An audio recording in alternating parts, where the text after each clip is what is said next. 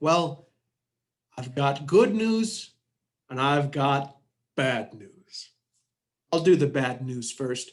The bad news is that if you know the derivative of a function, there will always be more than one potential function that that derivative came from.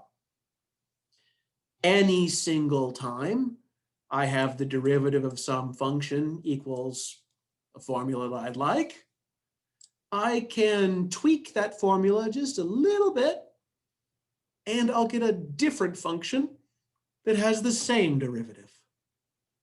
So what I'm going to do is I'm going to take maybe your answer for what the original function could have been, and I'm going to add on a number.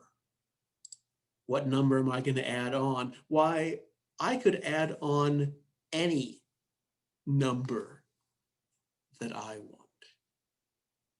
I'm just going to add on a constant. What constants do I have at my disposal? I've got a lot of them. I've got infinitely many constants that I could put here. And I know the derivative of any constant is just going to be 0. So it's not just 1 or 2 or 3 possibilities that we have to deal with trying to undo a derivative. There's infinitely many choices. That's the bad news. Now, let me be a little bit more clear about this. Let's pick function. Every single function on this slide has the same derivative. I only put 8 here, and I was feeling a little clever about my choices of constants here.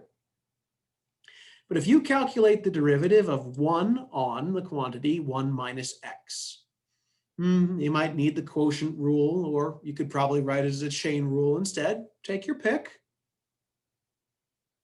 That function has the very same derivative as this function, 1 over quantity 1 minus x, all plus 1. Or that fraction all plus 2. Or that fraction all plus pi. Or maybe that fraction all plus 0.0005. Because the derivative of a constant is always 0, every single one of these functions has the same derivative. They are all potential functions that would give us the same derivative. If you started with the same derivative here, it might not be obvious how to tell these things apart. Do we need to be adding here? Yeah, well, we could subtract 2. That's fine. Subtracting is still just putting an extra constant on there.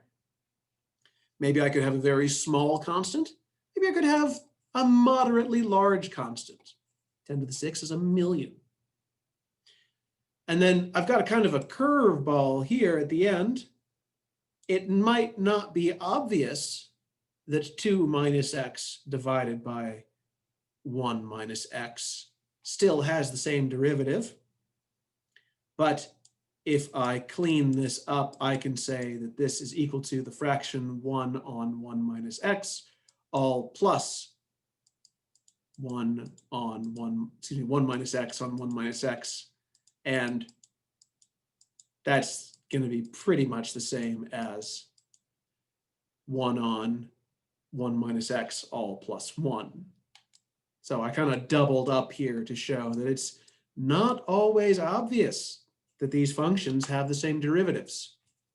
Again, that's the bad news.